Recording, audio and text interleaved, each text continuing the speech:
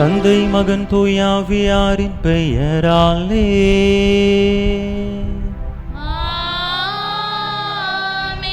நம் ஆண்டவராகிய இயேசு கிறிஸ்துவின் அருளும் கடவுளின் அன்பும் தூயாவியாரின் நட்புறவும் உங்கள் அனைவரோடும் இருப்பதாக.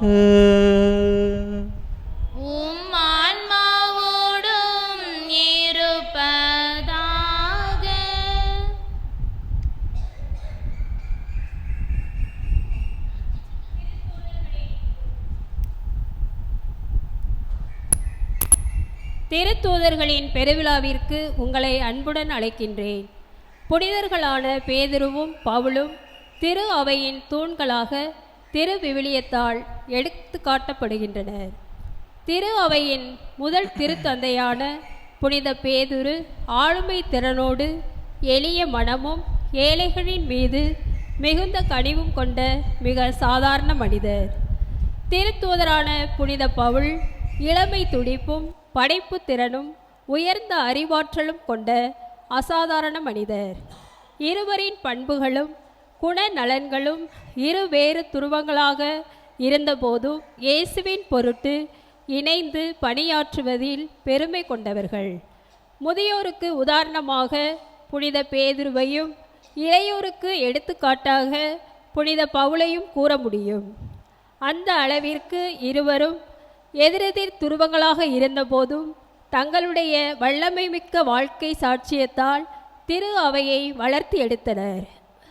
எந்நிலையில் இருந்தாலும் கடவுள் நம்மோடு இருக்கிறார் என்ற பணிவும் அவர் மூலமாக நாம் எதையும் செய்ய துணிவும் நம்மிடம் இருக்குமானால் நமது வாழ்வும் சான்று வாழ்வாக அமையும் என்ற உணர்வோடு இன்றைய திருப்பலி கொண்டாட்டத்தில் குடும்பமாய் இணைவோம். தகுதியான விதத்தில் இந்த உயிருள்ள பலியை ஒப்பு கொடுக்க தடையாக இருக்கக்கூடிய நம்முடைய பாவங்கள், குற்றங்கள், குறைகள், பலவீனங்கள் அனைத்தையும் நினைத்து பார்த்து இறைவனிடத்திலே மன்னிப்பு வேண்டுவோம்.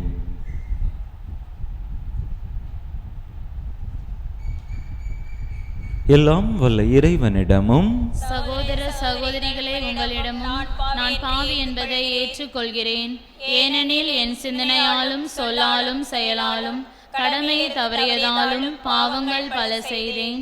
என் பாவமே, என் பாவமே, என் பெரும் பாவமே. ஆகையால் எப்பொழுதும் கன்னியான புனித மரியாவையும் வானதூதர் புனிதர் அனைவரையும் சகோதர சகோதரிகளே உங்களையும் நம் தேவனாகிய ஆண்டவரிடம் எனக்காக வேண்டிக் கொள்ள மன்றாடுகிறேன். எல்லாம் வல்ல இறைவன் நம் மீது இரக்கம் வைத்து நம் பாவங்களை எல்லாம் மன்னித்து நம்மை நிலை வாழ்வுக்கு அழைத்து செல்வாராக. ஆமென்.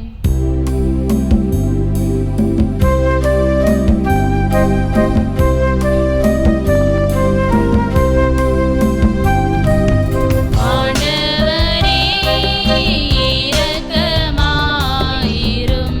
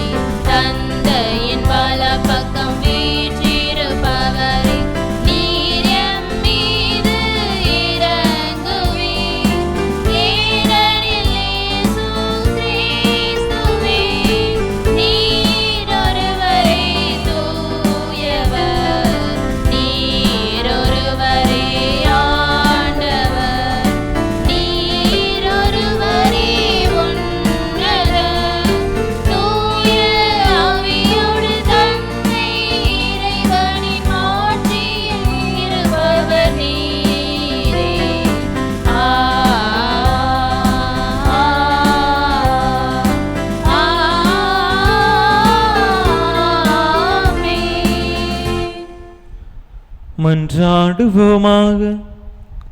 இறைவா, திருத்தூதர்களான பேதுரு, பவுலாகியோரின் வணக்கமும் புனிதமும் நிறைந்த பெருவிழாவில் எங்களுக்கு பேரின்பம் தந்துள்ளீரே. அவர்களிடமிருந்தே உமது திரு அவை சமய வாழ்வை தொடக்கத்தில் பெற்றுக்கொண்டது போல அவர்களின் படிப்பினைகளை எல்லாவற்றிலும் கடைபிடிக்க அருள் புரிவீராக.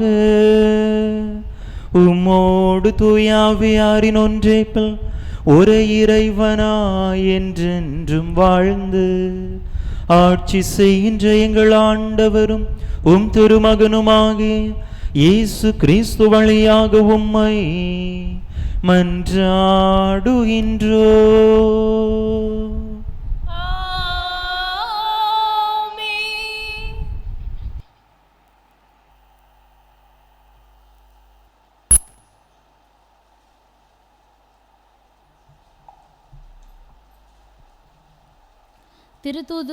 திருத்தூதர் பணிகள் நூலிலிருந்து வாசகம். அதிகாரம் 12, இறை வார்த்தைகள் 1 முதல் 11 வரை. அந்நாட்களில் ஏரோது அரசன் திருச்சபையைச் சார்ந்த மக்கள் சிலரை பிடித்து கொடுமைப்படுத்தினான். யோவானின் சகோதரரான யாக்கோபை வாளால் கொன்றான். அது யூதருக்கு மகிழ்ச்சி அளித்ததைக் கண்டு அவன் தொடர்ந்து பேதுருவையும் கைது செய்தான். அது புளிப்பற்ற அப்பவிழா நாட்களில் நடந்தது. அவரை பிடித்து சிறையில் அடைத்து காவல் செய்யுமாறு 4 படைவீரர் கொண்ட 4 குழுக்களிடம் அவன் ஒப்புவித்தான். பாஸ்கா விழாவுக்கு பின் மக்கள் முன்பாக அவரது வழக்கை விசாரிக்கலாம் என விரும்பினான். பேதுரு இவ்வாறு சிறையில் காவலில் வைக்கப்பட்டிருந்த போது திருச்சபை அவருக்காக கடவுளிடம் உருக்கமாக வேண்டியது. ஏரோது அவரது வழக்கை கேட்பதற்கு முந்தின இரவில் பேதுரு படைவீரர் இருவருக்கு இடையே 2 சங்கிலிகளால் கட்டப்பட்டு தூங்கிக் கொண்டிருந்தார். காவலர்கள் வாயிலுக்கு முன் சிறையை காவல் செய்து கொண்டிருந்தார்கள். அப்பொழுது ஆண்டவரின் தூதர் அங்கு வந்து நின்றார். அறை ஒளிமயமாகியது. அவர் பேதுருவை தட்டி எழுப்பி உடனே எழுந்திடும் என கூற சங்கிலிகள் அவர் கைகளிலிருந்து கீழே விழுந்தன. வானதூதர் அவரிடம் இடைக்கச்சையை கட்டி மிதியடிகளை போட்டுக்கொள்ளும் என்றார். அவரும் அவ்வாறு செய்தார். தூதர் அவரிடம் உமது மேல் ஆடையை அணிந்து கொண்டு என்னை பின்தொடரும் என்றார். பேதுரு வானதூதரை பின்தொடர்ந்து சென்றார். தூதர் மூலமாக நடந்தவையெல்லாம் உண்மை என்று அவர் உணரவில்லை. ஏதோ காட்சி காண்பதாக அவர் நினைத்து கொண்டார். அவர்கள் 1ஆம் காவல் நிலையையும் 2ஆம் காவல் நிலையையும் கடந்து நகருக்கு செல்லும் இரும்பு வாயில் அருகே வந்தபோது அது அவர்களுக்கு தானாகவே திறந்தது. அவர்கள் வெளியே வந்து ஒரு சந்து வழியாக சென்றார்கள். உடனே வானதூதர் அவரை விட்டு அகன்றார். பேதுரு தன்னுணர்வு பெற்றபோது ஆண்டவர் தம் வானதூதரை அனுப்பி ஏரோதின் கையிலிருந்து என்னை விடுவித்து யூத மக்கள் எதிர்பார்த்த எதுவும் நிகழாதவாறு என்னை காத்தார் என்று நான் உண்மையாகவே அறிந்து கொண்டேன் என்றார். இது ஆண்டவர் வழங்கும் அருள்வாக்கு. பதிலுரை பாடல் பல்லவி. எல்லா வகையான அச்சுறுத்தலினின்றும் ஆண்டவர் என்னை விடுவித்தார். எல்லா வகையான அச்சத்தினின்றும் ஆண்டவர் என்னை விடுவித்தார். ஆண்டவரை நான் எக்காலமும் போற்றுவேன். அவரது புகழ் எப்பொழுதும் என் நாவில் ஒலிக்கும். நான் ஆண்டவரை பற்றி பெருமையாக பேசுவேன். எளியோர் இதை கேட்டு அக்களிப்பர். பல்லவி. எல்லா வகையான அச்சத்தினின்றும் ஆண்டவர் என்னை விடுவித்தார். என்னுடன் ஆண்டவரை பெருமைப்படுத்துங்கள். அவரது பெயரை ஒருமிக்க மேன்மைப்படுத்துவோம். துணை வேண்டி நான் ஆண்டவரை மன்றாடினேன். அவர் எனக்கு மறுமொழி பகர்ந்தார். எல்லா வகையான அச்சத்தினின்றும் அவர் என்னை விடுவித்தார். பல்லவி. எல்லா வகையான அச்சத்தினின்றும் ஆண்டவர் என்னை விடுவித்தார். அவரை நோக்கி பார்த்தோர் மகிழ்ச்சியார் மிளிர்ந்தனர். அவர்கள் முகம் அவமானத்திற்கு உள்ளாகவில்லை. இந்த ஏழை கூவி அழைத்தான். ஆண்டவர் அவனுக்கு செவிசாய்த்தார். அவர் எல்லா நெருக்கடியினின்றும் அவனை விடுவித்து காத்தார். பல்லவி. எல்லா வகையான அச்சத்தினின்றும் ஆண்டவர் என்னை விடுவித்தார். ஆண்டவருக்கு அஞ்சி வாழ்வோரை அவர் தம் தூதர் சூழ்ந்து நின்று காத்திடுவார். ஆண்டவர் எத்துணை இனியவர் என்று சுவைத்து பாருங்கள். ஆண்டவரிடம் அடைக்கலம் புகுவோர் பேறு பெற்றோர். பல்லவி. எல்லா வகையான அச்சத்தினின்றும் ஆண்டவர் என்னை விடுவித்தார்.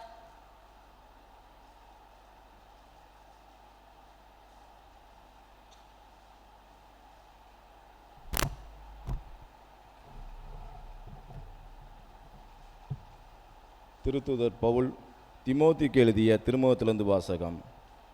அதிகாரம் 4, இறை வார்த்தைகள் 6-8 மற்றும் 17-18 முடிய. அன்புக்குரியவரே, நான் இப்போதே என்னை பலியாக படைக்கின்றேன். நான் பிரிந்து செல்ல வேண்டிய நேரம் வந்துவிட்டது. நான் நல்லதொரு போராட்டத்தில் ஈடுபட்டேன். என் ஓட்டத்தை முடித்துவிட்டேன். விசுவாசத்தை காத்து கொண்டேன். இனி எனக்கென வைக்கப்பட்டிருப்பது நேரிய வாழ்வுக்கான வெற்றி வாழ்க்கையே. அதை இறுதி நாளில் ஆண்டவர் எனக்கு தருவார். நீதியான அந்த நடுவர் எனக்கு மட்டுமல்ல, அவர் தோன்றுவார் என விரும்பி காத்திருக்கும் அனைவருக்குமே தருவார். நான் அறிவித்த செய்தி நிறைவுற்று அனைத்து நாட்டாரும் அதனை கேட்க வேண்டும் என்று ஆண்டவர் என் பக்கம் நின்று எனக்கு வலுவூட்டினார். சிங்கத்தின் வாயிலிருந்தும் என்னை விடுவித்தார். தீங்கு அனைத்திலிருந்தும் அவர் என்னை விடுவித்து தம் விண்ணரசில் சேர்த்து எனக்கு மீட்பளிப்பார்.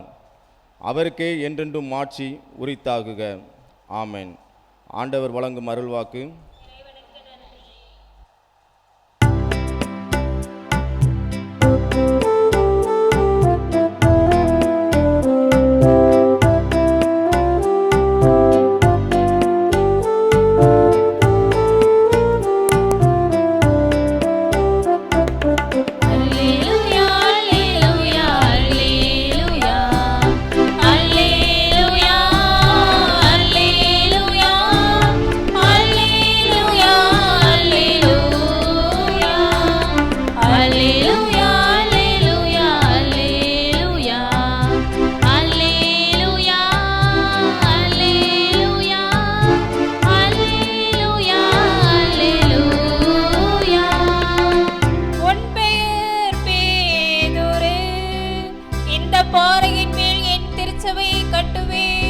பாதாளத்தின் வாயில்கள் அதன் மேல் வெற்றி கொள்ள.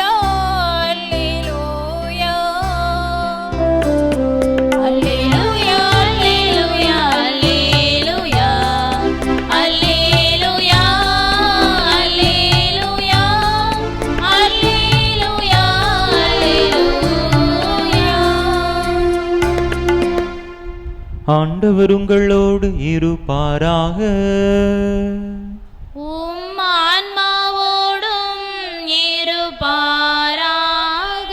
மத்தேயு எழுதிய தூய நற்செய்தியிலிருந்து வாசகம். ஆண்டவரே, மாட்சி உமக்கே. மத்தேயு எழுதிய தூய நற்செய்தி அதிகாரம் 16 இறை வசனங்கள் 13 முதல் 19 முடிய. மத்தேயு எழுதிய தூய நற்செய்தி அதிகாரம் 16 இறை வசனங்கள் 13 முதல் 19 முடிய. அக்காலத்தில் இயேசு பிலிப்பு செசரியா பகுதிக்கு சென்றார். அவர் தம் சீடரை நோக்கி, மானிட மகன் யார் என்று மக்கள் சொல்லுகிறார்கள் என்று கேட்டார். அதற்கு அவர்கள், சிலர் திருமுழுக்கு யோவான் எனவும், வேறு சிலர் எலியா எனவும், மற்றும் சிலர் எரேமியா அல்லது பிற இறைவாக்கினருள் ஒருவர் என்றும் சொல்கின்றனர் என்றார்கள். ஆனால் நீங்கள் நான் யார் என சொல்கிறீர்கள் என்று அவர் கேட்டார். சீமோன் பேதுரு மறுமொழியாக, நீர் மெசியா, வாழும் கடவுளின் மகன் என்று உரைத்தார். அதற்கு இயேசு, யோனாவின் மகனான சீமோனே, நீ பேறு பெற்றவன். ஏனெனில் எந்த மனிதரும் இதை உனக்கு வெளிப்படுத்தவில்லை, மாறாக விண்ணகத்திலுள்ள என் தந்தையே வெளிப்படுத்தியுள்ளார். எனவே நான் உனக்கு கூறுகிறேன், உன் பெயர் பேதுரு. இந்த பாறையின் மேல் என் திருச்சபையை கட்டுவேன். பாதாளத்தின் வாயில்கள் அதன் மேல் வெற்றி கொள்ளா. விண்ணரசின் திறவுகோல்களை நான் உன்னிடம் தருவேன். மண்ணுலகில் நீ தடை செய்வது விண்ணுலகிலும் தடை செய்யப்படும். மண்ணுலகில் நீ அனுமதிப்பது விண்ணுலகிலும் அனுமதிக்கப்படும் என்றார். ஆண்டவரின் அருள்வாக்கு. கிறிஸ்துவே உமக்கு புகழ்.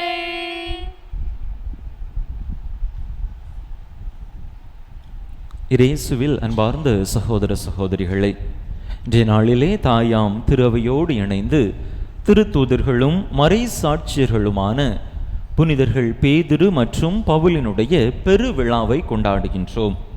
பொதுவாக ஞாயிற்றுக்கிழமைகளில் புனிதர்களுடைய விழாக்கள் வருகின்ற பொழுது நாம் அதனை கொண்டாடுவதில்லை. அதற்கு அடுத்த நாள், ஞாயிற்றுக்கிழமைக்கு அடுத்த நாளில்தான் அந்த விழாவை மாற்றி கொண்டாடுவது வழக்கம். ஆனால் இன்றைய தினத்திலே இந்த விழாவை நாம் ஞாயிற்றுக்கிழமையிலேயே கொண்டாடுகிறோம் என்று சொன்னால், திரு அவை இந்த புனிதர்களுக்கு அளிக்கக்கூடிய முக்கியத்துவத்தை நம்மால் புரிந்து கொள்ள முடிகின்றது. இது சாதாரண விழா அல்ல, பெருவிழா. அன்பு மக்களே, புனித பேதுருவையும் புனித பவுலையும் எடுத்துக்கொண்டோம் என்று சொன்னால், திரு அவையினுடைய உருவாக்கத்திலே, தொடக்க கால திரு அவையிலே மிக முக்கிய பங்காற்றியவர்கள்.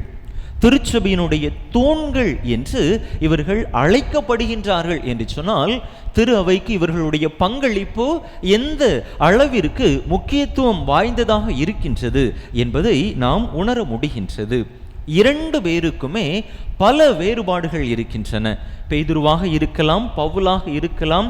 இரண்டு பேருக்குமே ஏகப்பட்ட வித்தியாசங்கள், வேறுபாடுகள் அவர்களுடைய வாழ்க்கை முறைகளின் அடிப்படையில் இருப்பதை நாம் பார்க்கின்றோம். இருந்த பொழுதிலும் திரு அவை இவர்கள் இருவரையும் ஒன்றாக இணைத்து இன்று விழா கொண்டாடுவதற்கு அர்த்தம் இருக்கிறது.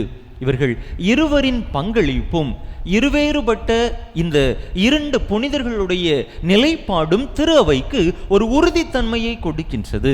அதை நினைவு கூர்ந்துதான் இரண்டு பேரையும் இணைத்து இந்த நாளிலே விழா எடுக்கின்றோம். புனித பேதுருவை எடுத்துக்கொண்டோம் என்று சொன்னால், அவர் படிக்காத ஒரு பாமரர், ஏழை மீனவராக இருந்த ஒரு மனிதர், சாதாரண ஒரு மனிதராக இருந்தவர் தான் இந்த பேதுரு. அதற்கு நேர்மாறாக பவுலை எடுத்துக்கொண்டோம் என்று சொன்னால், அவர் அதிகமாக கல்வி கற்றறிந்தவர். கமாலியல் என்கின்ற திருச்சட்ட அறிஞரிடத்திலிருந்து திருச்சட்டத்தினுடைய எல்லா நுணுக்கங்களையும் குற்றமற கற்று தேர்ந்த ஒரு உன்னதமான படிப்பாளி, மெத்த படித்த மேதாவிதான் இந்த பவுலடிகளார். இருந்த பொழுதிலும் இரண்டு பேருமே ஆண்டவருடைய நற்செய்தி பணியின் பொருட்டு ஒன்றிணைகின்றார்கள். பேதுருவை எடுத்துக்கொண்டால், பேதுரு இயேசுவை எனக்கு தெரியாது என்று 3 முறை மறுதலிக்கின்றார். தன்னுடைய உயிரை காத்து கொள்ளும் பொருட்டு மறுதலிக்கின்றார். அதே நேரத்தில் பவுலடிகளார் ஆண்டவரை பின்பற்றியவர்களை, கிறிஸ்தவர்களை துன்புறுத்தி அவர்களுக்கு அதிகமான சித்திரவதைகளை கொடுத்து வந்தார். ஆனால் இரண்டு பேருமே ஆண்டவரால் தடுத்தாட்கொள்ளப்பட்ட பிற்பாடு அவர்களுடைய வாழ்க்கை ஒரு புதிய வாழ்க்கையாக உருமாற்றம் பெற்றதை நாம் பார்க்கின்றோம். அன்பு மக்களே, இன்று அகில உலக திரு அவை உலகமெங்கும் பரவி இருக்கிறது என்று சொன்னால், அதற்கான அடித்தளத்தை இட்டவர்கள் இந்த புனிதர்கள். எனவேதான் அவர்களை நினைவு கூர்ந்து சிறப்பான விதத்திலே பெரு விழாவாக திரு அவையானது இந்த நாளிலே கொண்டாடுகின்றது. அன்பு மக்களே, இந்த புனிதர்கள் நமக்கு என்ன வாழ்க்கை பாடத்தை கற்றுத் தருகின்றார்கள் என்று சிந்தித்து பார்ப்போம். முதலாவதாக, இந்த புனிதர்கள் பவுலும் பேதுருவும் நற்செய்தி பணியும் நிர்வாக பணியும் ஒன்றோடொன்று கலந்து செல்ல வேண்டும் என்று நமக்கு அறிவுறுத்துகின்றார்கள். புனித பவுல் நற்செய்தி பணிக்கு முன் உதாரணமாக இருக்கின்றார்.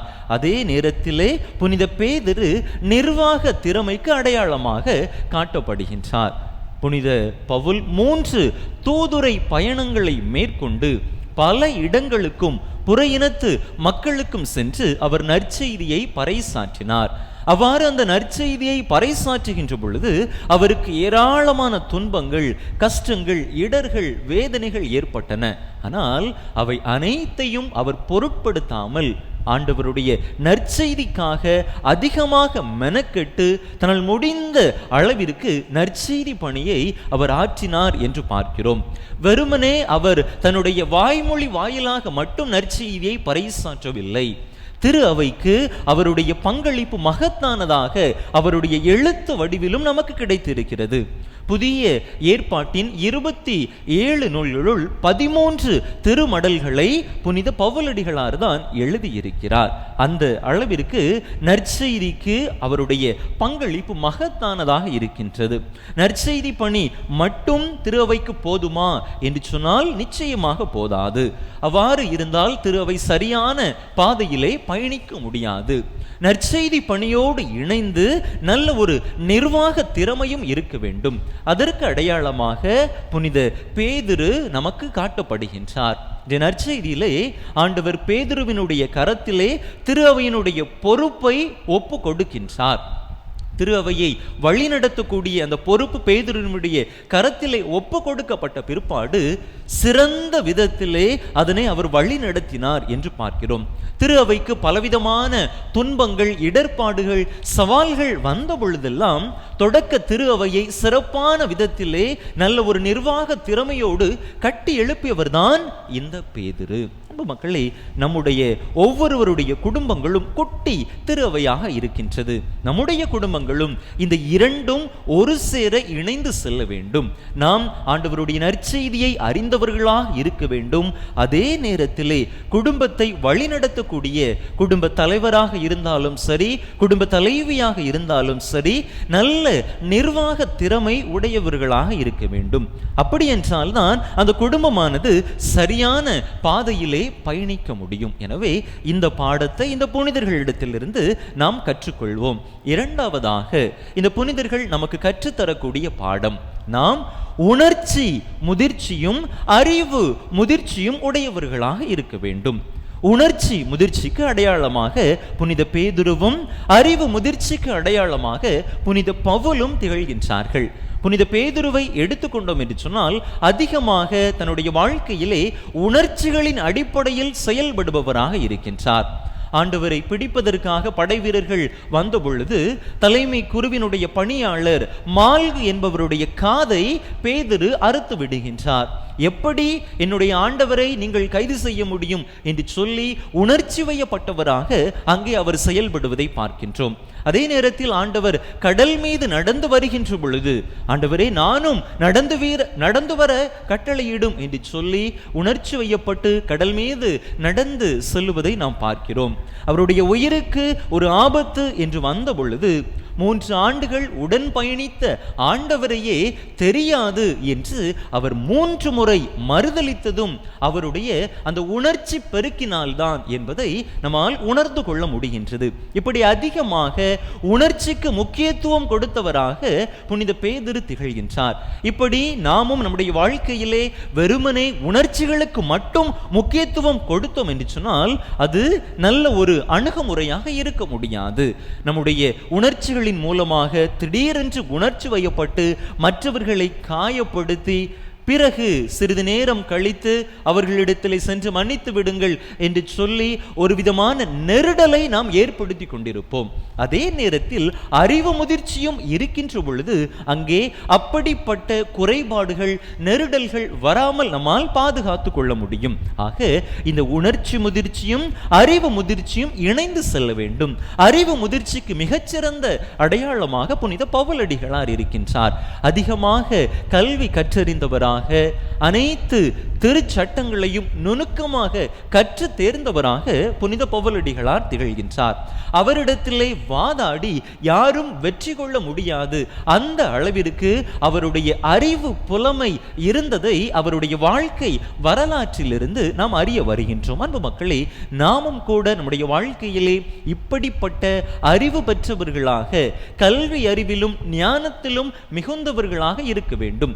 அப்படிப்பட்ட அறிவு முதிர்ச்சியும் புனித பேதுருவிடத்தில் காணப்பட்ட அந்த உணர்ச்சி முதிர்ச்சியும் இணைந்து செல்கின்ற பொழுது நம்முடைய வாழ்க்கை ஒரு முழுமை பெற்ற வாழ்வாக, அனைத்து காரியங்களிலும் நேரிய விதத்தில் நாம் நடக்கக்கூடிய ஒரு வாழ்வாக இருக்கும். எனவே இந்த புனிதர்களிடத்திலிருந்து இந்த பாடத்தையும் நம்முடைய வாழ்க்கைக்கு நாம் கற்றுக்கொள்வோம். மூன்றாவதாக, இந்த புனிதர்கள் பேதுருவும் பவுலும் நமக்கு கற்றுத்தரக்கூடிய பாடம், கடந்த காலத்தை மறந்துவிட்டு, இறந்ததை மறந்துவிட்டு புதிய தொடக்கத்தை நோக்கி, புதிய வாழ்வை நோக்கி, எதிர்காலத்தை நோக்கி பயணப்படுங்கள் என்பது. புனித பவுலுக்கும் புனித பேதுருவுக்கும் கசப்பான கடந்த காலம் இருந்தது. ஆண்டவருக்கு எதிராக, ஆண்டவருடைய திருவைக்கு எதிராக செயல்பட்ட தன்மைகள் இருந்தன. இருந்த பொழுதிலும் கூட அவர்கள் கடந்ததை மறந்துவிட்டு ஒரு புதிய பாதையை நோக்கி பயணிக்கின்றார்கள். பல நேரங்களில் நாம் நம்முடைய கடந்த காலத்திலேயே வாழ்ந்து கொண்டிருப்பதால் நம்முடைய எதிர்காலத்தை நல்ல ஒரு அர்த்தமுள்ள விதத்திலே நாம் சந்திப்பதில்லை. கடந்த கால கஷ்டங்கள், கடந்த கால வருத்தங்கள், நம்முடைய குற்றப்பழி உணர்வுகள் நம்மை நிகழ்காலத்திலும் எதிர்காலத்திலும் நுழைய விடாமல் தடுத்து கொண்டே இருக்கின்றன. அப்படி நாம் வாழுகின்ற பொழுது நம்முடைய வாழ்க்கையை நம் முழுமையான விதத்தில் வாழ முடியாது. கடந்த காலத்தில் அந்த தவறை நான் செய்து விட்டேனே, நான் அவ்வாறு செய்திருக்க கூடாது, எனக்கு கஷ்டமாக இருக்கின்றது என்று நாம் அதையே நினைத்து கொண்டிருந்தோம் என்று சொன்னால் புதிய வாழ்வுக்குள்ளாக கடந்து செல்ல முடியாது. புனித பேதுருவையும் புனித பவுலையும் நாம் எடுத்துக்கொண்டால் அவர்களுக்கும் கடந்த காலம் இருந்தது. தாங்கள் தவறு செய்ததை அவர்கள் ஏற்றுக்கொண்டார்கள். அதிலிருந்து பாடம் கற்றுக்கொண்டு ஒரு புதிய வாழ்விற்குள்ளாக அவர்கள் கடந்து சென்றார்கள் என்று நாம் பார்க்கிறோம். நாமும் கடந்த கால அனுபவத்தில் இருந்து பாடம் கற்றுக்கொண்டு நாம் செய்த தவறுகளை, குற்றங்களை திருத்திக் கொண்டு அதை நாம் ஏற்றுக்கொண்டு புதிய வாழ்வை நோக்கி பயணிக்கின்ற பொழுது நிச்சயமாக நிகழ்காலமும் எதிர்காலமும் ஒரு அர்த்தமுள்ள காலமாக ஒரு புதிய வாழ்வை நமக்கு தரக்கூடியதாக இருக்கும் என்பதை இந்த புனிதர்கள் சிறப்பான விதத்திலே நமக்கு அறிவுறுத்துகின்றார்கள். புதிய வாழ்விற்குள்ளாக அடியெடுத்து வைத்த பிற்பாடு அவர்கள் அதற்கு பின்னால் திரும்பி பார்க்கவே இல்லை.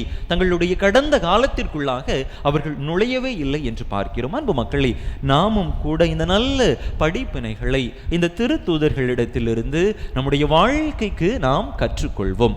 நல்ல ஒரு நிர்வாக திறமை உடையவர்களாக, ஆண்டவருடைய நற்செய்தி பணியின் மீது, நற்செய்தியின் மீது ஆர்வம் உடையவர்களாக, உணர்ச்சி முதிர்ச்சியும் அறிவு முதிர்ச்சியும் உடையவர்களாக, கடந்த கால கசப்பான அனுபவங்களை எல்லாம் மறந்துவிட்டு புதிய நம்பிக்கையோடு உற்சாகத்தோடு ஒரு புதிய வாழ்வுக்குள்ளாக நாம் நுழைபவர்களாக இருப்போம். அதற்கான முயற்சிகளை நாம் மேற்கொள்வோம். அதற்கு தேவையான அருள் வரங்களை, அதற்கு தேவையான ஆற்றலை புனித பேதுரு, புனித பவுலினுடைய பரிந்துரையின் மூலமாக நாம் பெற்றுக்கொள்வோம். கிறிஸ்துவுக்கு எதிராக செயல்பட்டவர்கள், கிறிஸ்துவுக்கு எதிராக தங்களுடைய வாழ்க்கையில் சில நிலைப்பாடுகளை எடுத்தவர்கள், கிறிஸ்துவுக்காக தங்களுடைய உயிரையே கொடுத்தார்கள் என்று சொன்னால் அப்படிப்பட்ட ஒரு மாற்றம் நம்மிடத்திலும் ஏற்பட வேண்டும். புனித பவுலடிகளார் ஆண்டவருக்காக கழுத்து அறுக்கப்பட்டு வாளால் வெட்டப்பட்டு அவர் உயிர் துறந்தார் என்று பார்க்கிறோம். புனித பேதுருவை எடுத்துக்கொண்டோம் என்று சொன்னால் அவருக்கு சிலுவை தீர்ப்பு இடப்படுகின்றது. என்னுடைய தலைவரை போன்று நான் சிலுவையிலே நேராக அறையப்பட தகுதியற்றவன், என்னை தலைகீழாக சிலுவையிலே அறையுங்கள் என்று சொல்லி அப்படிப்பட்ட ஒரு மறைசாட்சி முடியை ஏற்றுக்கொண்டவர் தான் புனித பேதுரு. இப்படிப்பட்ட ஒரு மாற்றம் இந்த புனிதர்களுடைய வாழ்க்கையிலே ஏற்பட்டது என்று சொன்னால் நிச்சயம் நம்முடைய வாழ்க்கையிலும் அப்படிப்பட்ட ஒரு மாற்றத்தை ஆண்டவர் தருவார். ஒன்றின் தொடக்கம் அல்ல, அதன் முடிவை கவனிக்கத்தக்கது என்று சபையுரையாளர் புத்தகத்திலே 7வது அதிகாரம் 8வது இறை வசனத்திலே நாம் வாசிக்கின்றோம். நம்முடைய தொடக்கம் மறக்கக்கூடிய ஒரு தொடக்கமாக இருந்தாலும் நம்முடைய முடிவு நல்ல முடிவாக, ஆண்டவருடைய ஆசீர்வாதம் பெற்ற ஒரு முடிவாக, நல்ல வாழ்வாக இருக்கும். எனவே அப்படிப்பட்ட ஒரு வாழ்வை வாழ முயற்சி செய்வோம். அதற்கு புனிதர்கள் பேதுருவும் பவுலும் நமக்கு இறைவனிடத்திலே பரிந்துரை செய்யட்டும். எனவே நல்ல ஒரு வாழ்வை இந்த புனிதர்களை எடுத்துக்காட்டாக கொண்டு வாழ வரம் வேண்டி தொடர்ந்து இந்த திருப்பலியிலே இணைந்து மன்றாடுவோம். ஆமன். அனைவரும் எழுந்து நம்முடைய நம்பிக்கையை அறிக்கையிடுவோம்.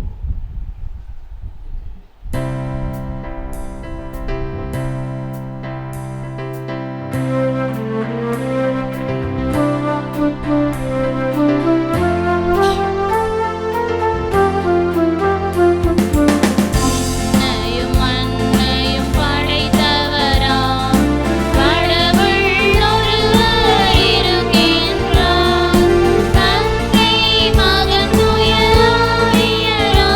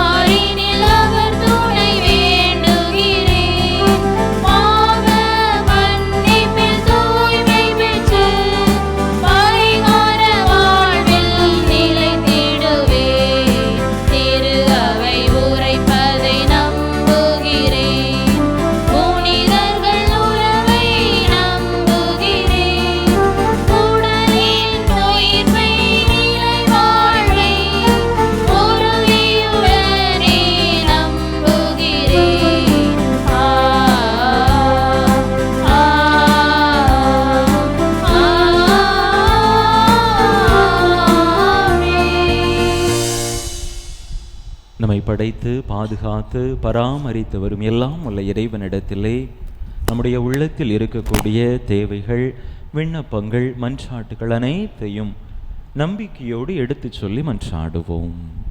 நல்லாயனே எம் இறைவா, திரு அவையை வழிநடத்தும் திருத்தந்தை, ஆயர்கள், குருக்கள், துறவரத்தார் இவர்கள் அனைவரும் இறைவழியில் மக்களை வழிநடத்தி செல்ல தேவையான அருளை தர வேண்டி இறைவா உம்மை மன்றாடுகிறோம்.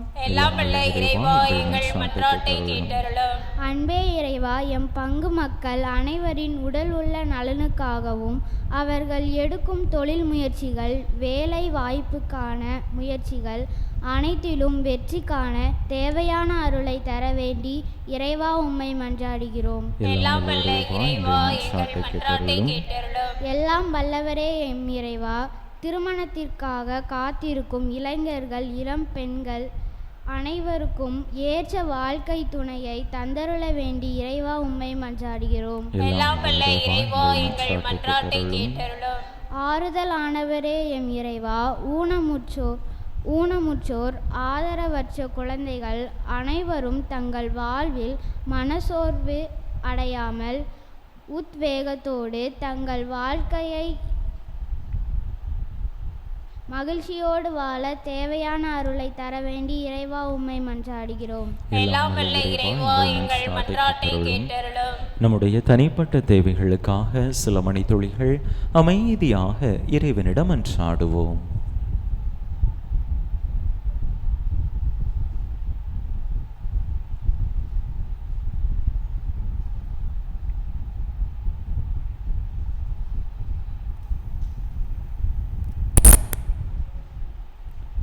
எங்கள் தாயும் தந்தையுமான இறைவா, உம் அன்பு பிள்ளைகள் நாங்கள் கேட்ட இந்த மன்றாட்டுக்களை எல்லாம் எங்களுக்கு தந்தருள வேண்டுமென்று எங்கள் ஆண்டவராகிய கிறிஸ்து வழியாக உம்மை மன்றாடுகிறோம். ஆமென்.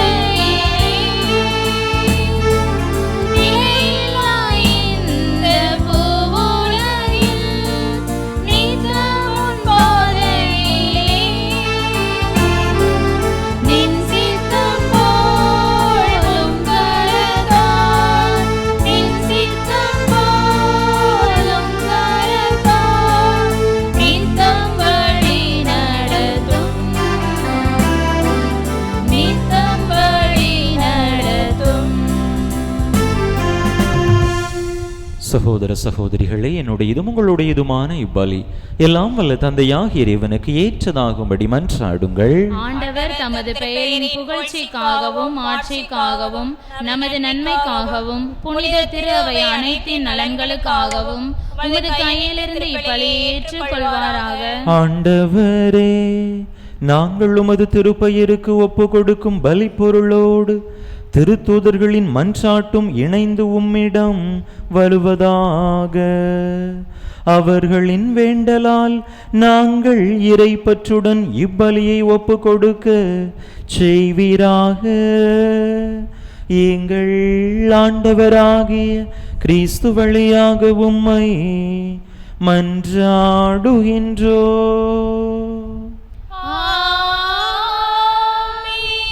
ஆண்டவர் உங்களோடு இருப்பாராக.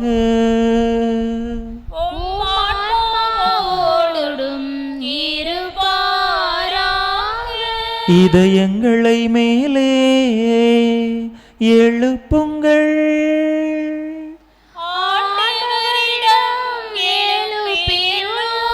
நம் இறைவனாகிய ஆண்டவருக்கு நன்றி கூறுவோம். அது தகுதியும் நீதியுமானதே. ஆண்டவரே, தூயவரான தந்தையே, என்றுமுள்ள எல்லாம் வல்ல இறைவா, எங்கள் ஆண்டவராகிய கிறிஸ்து வழியாக என்னாலும் எவ்விடத்திலும் நாங்கள் உமக்கு நன்றி செலுத்துவது மெய்யாகவே தகுதியும் நீதியுமாகும். எங்கள் கடமையும் மீட்புக்குரிய செயலுமாகும். ஏனெனில் உமது திருவிழப்படி திருத்தூதர்களான புனித பேதுருவும் புனித பவுலும் எங்களை மகிழ்விக்கின்றனர்.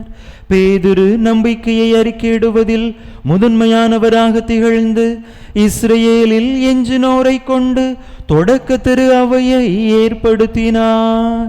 பவுல் அந்நம்பிக்கையை உய்த்துணர்ந்து தெளிவாக போதித்து அழைக்கப்பட்ட பிற இனத்தாருக்கு ஆசிரியராகவும் போதகராகவும் விளங்கினார். இவ்வாறு வெவ்வேறு முறையில் கிறிஸ்துவின் ஒரே குடும்பத்தை உருவாக்கிய அவர்கள் ஒன்றாக வெற்றி வாகை சூடி உலகமெங்கும் வணக்கம் பெறுகின்றார்கள். ஆகவே வானதூதர் புனிதர் அனைவரோடும் சேர்ந்து நாங்களும் உமக்கு புகழ்ச்சி பண்ணி செய்து முடிவின்றி ஆர்ப்பரித்து பாடுவதாவது: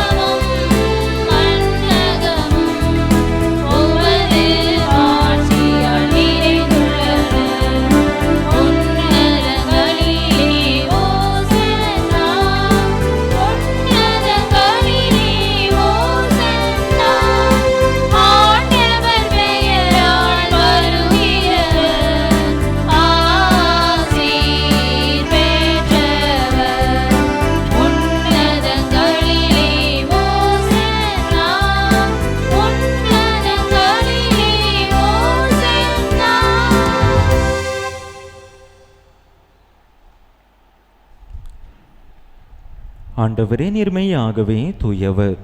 உம்முடைய படைப்புகள் எல்லாம் உமை புகழ்வது தகுமே. ஏனெனில் உம் திருமகனாகிய எங்கள் ஆண்டவர் இயேசு கிறிஸ்து வழியாக தூய ஆவியாரின் செயலாற்றலால் அனைத்தையும் உய்வித்து தூய்மைப்படுத்துகின்றீர். கதிரவன் தோன்றி மறையும் வரை உமது பெயருக்கு தூய காணிக்கையை ஒப்பு கொடுக்குமாறு உமக்கென மக்களை இடையராது ஒன்று சேர்த்து வருகின்றீர். எனவே ஆண்டவரே, உமக்கு அர்ப்பணிக்க நாங்கள் கொண்டு வந்துள்ள இக்காணிக்கைகளை அதே ஆவியால் தூய்மைப்படுத்த உம்மை தாழ்மையுடன் மன்றாடுகின்றோம். இவ்வாறு உம் திருமகனாகிய எங்கள் ஆண்டவர் இயேசு கிறிஸ்துவின் உடலாகவும் இரத்தமாகவும் இவை மாறுவனவாக. அவர் பணித்தவாறே இம்மறை நிகழ்வுகளை கொண்டாடுகின்றோம். ஏனெனில் அவர் காட்டிக் கொடுக்கப்பட்ட இரவில் அப்பத்தை எடுத்து உமக்கு நன்றி செலுத்தி ஆசி வழங்கி அதை பிட்டு தம் சீடர்களுக்கு அளித்து அவர் கூறியதாவது: அனைவரும் இதிலிருந்து பெற்று உண்ணுங்கள். ஏனெனில் இது உங்களுக்காக கையளிக்கப்படும் என் உடல்.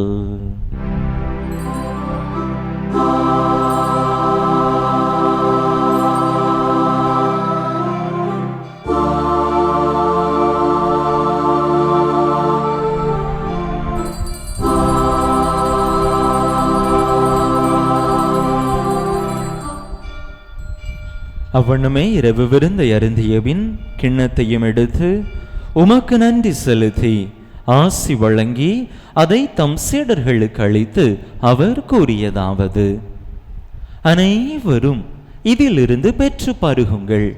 ஏனெனில் இது புதிய நிலையான உடன்படிக்கைக்குரிய என் இரத்தத்தின் கிண்ணம். இது பாவ மன்னிப்புக்கென்று உங்களுக்காகவும் பலருக்காகவும் சிந்தப்படும். இதை என் நினைவாக செய்யுங்கள்.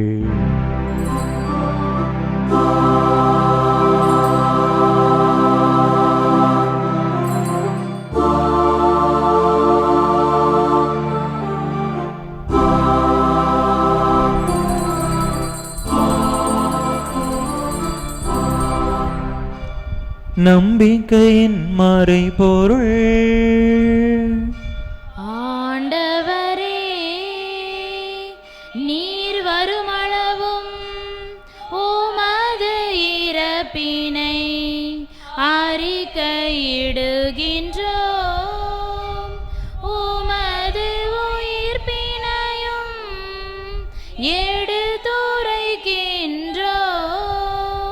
ஆகவே ஆண்டவரே, உம் திருமகனின் மீட்பளிக்கும் பாடுகளையும் வியப்புக்குரிய உயிர்ப்பையும் விண்ணேற்றத்தையும் நாங்கள் நினைவு கூறுகின்றோம். இவர் மீண்டும் வருவார் என எதிர்பார்த்திருக்கும் நாங்கள் இப்புனிதமான உயிருள்ள பலியை நன்றி செலுத்தி உமக்கு ஒப்பு கொடுக்கின்றோம். உமது திரு அவையின் காணிக்கையை கண்ணோக்கியருள உமை மன்றாடுகின்றோம். இப்பலியினால் நீர் உளம் கனிய திருவிழமானீர். இவ்வாறு உம்முடைய திருமகனின் திரு உடல் திரு இரத்தத்தால் ஊட்டம் வரும் நாங்கள் அவருடைய தூய ஆவியால் நிரப்ப பெற்று கிறிஸ்துவுக்குள் ஒரே உடலும் ஒரே உள்ளமும் உடையவராக விளங்கச் செய்வீராக. இவரே எங்களை உமக்கு என்றும் காணிக்கையாக்குவாராக. இவ்வாறு உமால் தேர்ந்து கொள்ளப்பட்டவர்களோடு முதலாக புனிதமிக்க கன்னியும் கடவுளின் தாயும் எங்கள் பாதுகாவலியுமான புனித ஜெபமாலை அன்னை, அவருடைய கணவரான புனித யோசேப்பு, புனித திருத்தூதர்கள், மாட்சிமிகு மறை சாட்சியர், இன்று நாங்கள் பெருவிழா கொண்டாடுகின்ற திருத்தூதர்களும் மறை சாட்சியர்களுமான புனித பேதுரு, புனித பவுல், மற்ற புனிதர்கள் அனைவரோடும் நாங்கள் உரிமை பேற்றுக்கு தகுதியுடையோர் ஆவோமாக. இவர்களின் வேண்டுதலால் நாங்கள் என்றும் உமது உதவியை பெறுவோம் என உறுதியோடு இருக்கின்றோம். ஆண்டவரே, எங்களை உமோடு ஒப்புரவாக்கும் இப்பலி உலகுக்கெல்லாம் அமைதியும் மீட்பும் தர வேண்டும் என மன்றாடுகின்றோம். இவ்வுலகில் பயணம் செய்யும் உமது திரு அவையை சிறப்பாக உமடியாராகிய எங்கள் திருத்தந்தை லியோ, எங்கள் ஆயர் ஸ்டீஃபன், ஏனைய ஆயர்கள், திருநிலையினர், உமக்கு சொந்தமான மக்கள் ஆகிய அனைவரையும் நம்பிக்கையிலும் அன்பிலும் உறுதி பெறச் செய்வீராக. நீர் விரும்பியபடி உம் திருமுன் நிற்கின்ற இக்குடும்பத்தின் வேண்டல்களுக்கு கனிவுடன் செவிசாய்த்தருளும். கனிவுள்ள தந்தையே, எங்கும் சிதறுண்டிருக்கும் உம்முடைய பிள்ளைகளை கனிவுடன் உமோடு சேர்த்து கொள்ளும். இறந்து போன எங்கள் சகோதர சகோதரிகளையும் உமக்கு உகந்தவர்களாய் வாழ்ந்து இவ்வுலகை விட்டு சென்ற அனைவரையும் உமது ஆட்சியில் கனிவுடன் ஏற்றருளும். நாங்களும் அங்கு வந்து சேர்ந்து அவர்களோடு உமது ஆட்சியால் என்றும் மன நிறைவு அடைவோம் என எங்கள் ஆண்டவராகிய கிறிஸ்து வழியாக எதிர்நோக்கி இருக்கின்றோம். இவர் வழியாகவே நீர் உலகுக்கு எல்லா நன்மைகளையும் வழங்குகின்றீர்.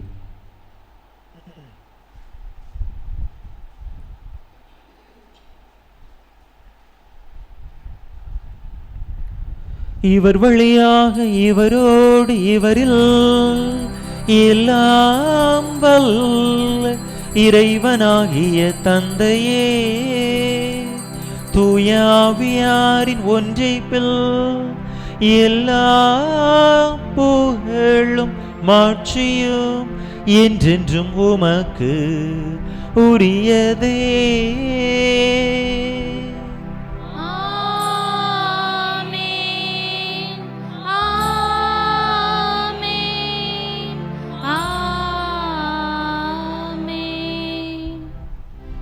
மீட்பரின் கட்டளையால் கற்பிக்கப்பட்டு இறை படிப்பினையால் பயிற்சி பெற்ற நாம் துணிந்து சொல்லுவோம். விண்ணுலகில் இருக்கிற எங்கள் தந்தையே, உமது பெயர் தூயது என போற்ற பெறுக. உமது ஆட்சி வருக. உமது திருவுளம் விண்ணுலகில் நிறைவேறுவது போல மண்ணுலகிலும் நிறைவேறுக. எங்கள் அன்றாட உணவை இன்று எங்களுக்கு தாரும். எங்களுக்கு எதிராக குற்றம் செய்வோரை நாங்கள் மன்னிப்பது போல எங்கள் குற்றங்களை மன்னியும். எங்களை சோதனைக்கு உட்படுத்தாதேயும், தீமையிலிருந்து எங்களை விடுவித்தருளும். ஆண்டவரே, தீமை அனைத்திலிருந்தும் எங்களை விடுவித்து எங்கள் வாழ்நாளில் அமைதியை கனிவுடன் அருள உமை மன்றாடுகின்றோம். உமது இரக்கத்தின் உதவியால் நாங்கள் பாவத்தில் இருந்து எப்போதும் விடுதலை பெற்று யாதொரு கலக்கமுமின்றி நலமாய் இருப்போமாக. நாங்கள் எதிர்நோக்கி இருக்கும் பேரின்பத்துக்காகவும் எம் மீட்பராகிய இயேசு கிறிஸ்துவின் வருகைக்காகவும் காத்திருக்கின்றோம். ஏனெனில் ஆட்சியும் வல்லமையும் மாட்சியும் என்றென்றும் உமதே. ஆண்டவரே இயேசு கிறிஸ்துவே, அமைதியை உங்களுக்கு விட்டுச் செல்கின்றேன், என் அமைதியையே உங்களுக்கு அளிக்கின்றேன் என்றும் திருத்தூதர்களுக்கு மொழிந்தீரே. எங்கள் பாவங்களை பாராமல் உமது திரு அவையின் நம்பிக்கையை கண்ணோக்கி உமது திருவுளத்துக்கு ஏற்ப அதற்கு அமைதியையும் ஒற்றுமையையும் அளித்தருள்வீராக. என்றென்றும் வாழ்ந்து ஆட்சி செய்கின்றவர் நீரே. ஆண்டவருடைய அமைதி உங்கள் அனைவரோடும் என்றும் இருப்பதாக. ஒருவருக்கொருவர் கிறிஸ்து வழங்கும் அமைதியை பகிர்ந்து கொள்வோம்.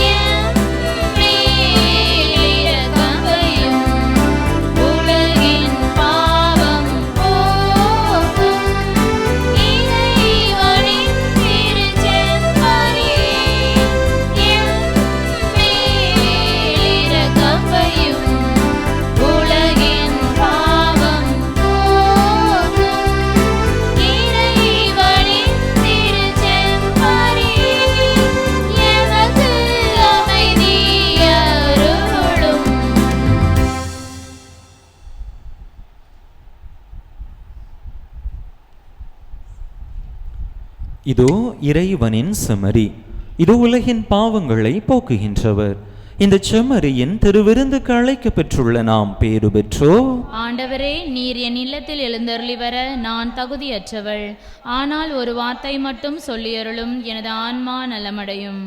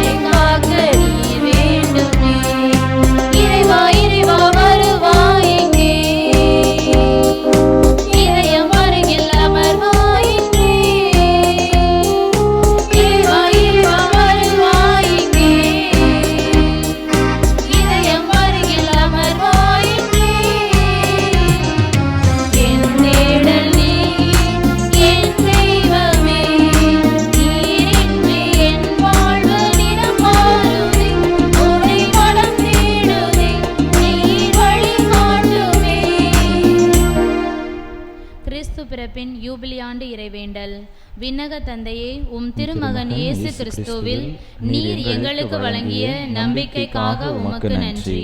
தூய ஆவியார் வழியாக தந்த பிறரன்பு என்னும் கொடைக்காக நன்றி. இந்த நம்பிக்கையாலும் அன்பாலும் உமது அரசின் வருகையை எதிர்நோக்கும் அருளை எங்களுக்கு தாரும். உமது நற்செய்தியின் சான்றுகளாக எங்களை மாற்றும். தீமையின் ஆற்றல்களை எங்களிடமிருந்து அகற்றும். நாங்களும் இவ்வுலகும் புதிய விண்ணகம் புதிய மண்ணகம் நோக்கிய பயணத்தில் இறை வார்த்தையால் மாற்றம் பெறுவோமாக. இந்த யூபிலி கொண்டாட்டத்தின் அருள் எதிர்நோக்கின் திரு பயணிகளாகிய எங்களை வழிநடத்தட்டும்.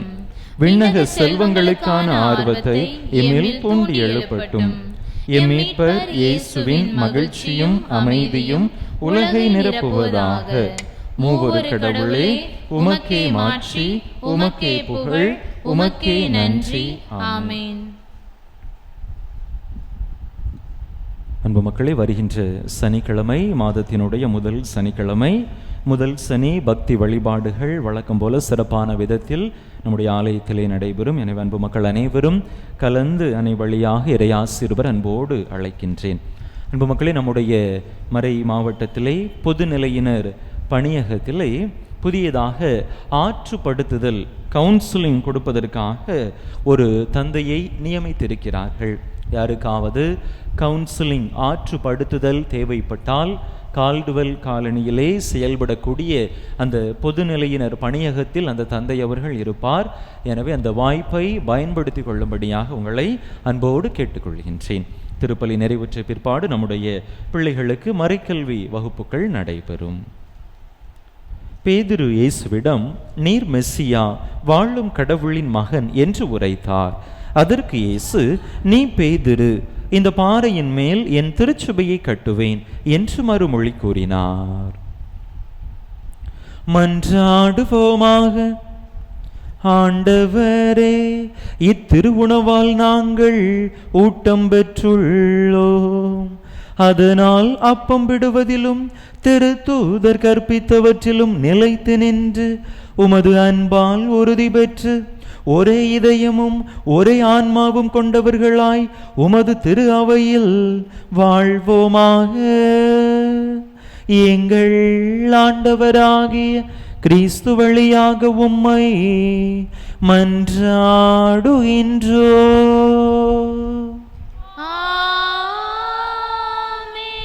இறைவனின் சிறப்பு ஆசீர்வர தலை வணங்கி மன்றாடுவோம். ஆண்டவர் உங்களோடு இருப்பாராக. உம் ஆன்மாவோடும் இருப்பாராக. புனித பேதுருவின் மீட்பளிக்கும் நம்பிக்கை அறிக்கையில் உங்களை நிலைநிறுத்தி அதன் வழியாக திரு அவையின் உறுதியான நம்பிக்கையில் உங்களை நிறுவிய எல்லாம் வல்ல இறைவன் உங்களுக்கு ஆசி வழங்குவாராக.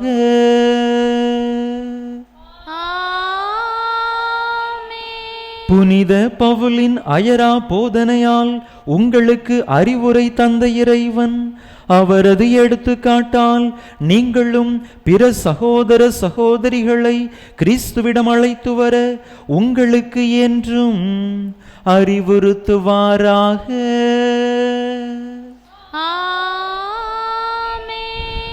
புனித பேதுரு சிலுவையாலும் புனித பவுல் வாளாலும் பரிசாக பெற்ற அந்த விண்ணக வாழ்வுக்கு பேதுரு தமது தலைமைத்துவத்தாலும் பவுல் தமது போதனையாலும் இவ்விருவரும் தமது பரிந்துரையாலும் நம்மை மகிழ்வுடன் அழைத்து செல்வார்களாக.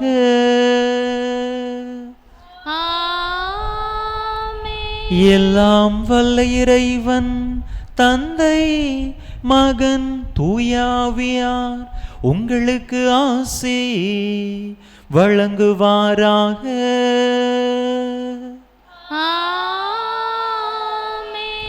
இறையாசிரை நிறைவாக பெற்றவர்களாக சென்று வாருங்கள். திருப்பலி நிறைவேறிற்று. இறைவனுக்கு நன்றி.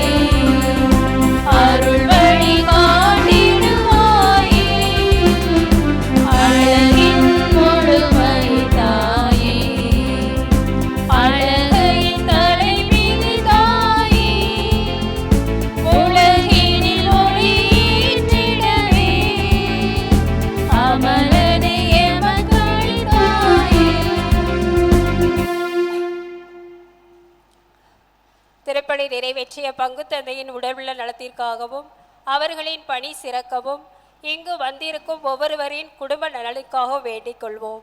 விண்ணுலகில் இருக்கின்ற எங்கள் தந்தையே, உமது பெயர் தூயதென போற்ற பெறுக. உமது ஆட்சி வருக. உமது திருவுளம் விண்ணுலகில் நிறைவேறுவது போல மண்ணுலகிலும் நிறைவேறுக. எங்கள் அன்றாட உணவை இன்று எங்களுக்கு தாரும். எங்களுக்கு எதிராக குற்றம் செய்வோரை நாங்கள் மன்னிப்பது போல எங்கள் குற்றங்களை மன்னியும். எங்களை சோதனைக்கு உட்படுத்தாதேயும், தீமையிலிருந்து எங்களை விடுவித்தருளும். அருள் நிறைந்த மரியே வாழ்க, ஆண்டவர் உம்முடனே, பெண்களுள் பேறு பெற்றவள் நீரே. உம்முடைய திருவயிற்றின் கனியாகிய இயேசுவும் ஆசி பெற்றவரே. புனித மரியே, இறைவனின் தாயே, பாவிகளாயிருக்கிற எங்களுக்காக இப்பொழுதும் எங்களது இறப்பின் வேளையிலும் வேண்டிக் கொள்ளும். ஆமேன். தந்தைக்கும் மகனுக்கும் தூய ஆவியாருக்கும் ஆட்சி உண்டாவதாக. தொடக்கத்தில் இருந்தது போல இப்பொழுதும் எப்பொழுதும் என்றென்றும் இருப்பதாக. ஆமேன். புனித ஜெபமாலை அன்னையே, எங்களுக்காக வேண்டிக் கொள்ளும். புனித ஞான பிரகாசியாரே, எங்களுக்காக வேண்டிக் கொள்ளும். புனித அந்தோணியாரே, எங்களுக்காக வேண்டிக் கொள்ளும். புனித சூசையப்பரே, எங்களுக்காக வேண்டிக் கொள்ளும். நிலையான புகழுக்குரிய தூய்மை மிகு நற்கருணைக்கு எல்லா காலமும் ஆராதனையும் புகழும் போற்றியும் ஆட்சிமையும் உண்டாக கடவுளே. தந்தை மகன் தூய ஆவியின் பெயராலே ஆமென்.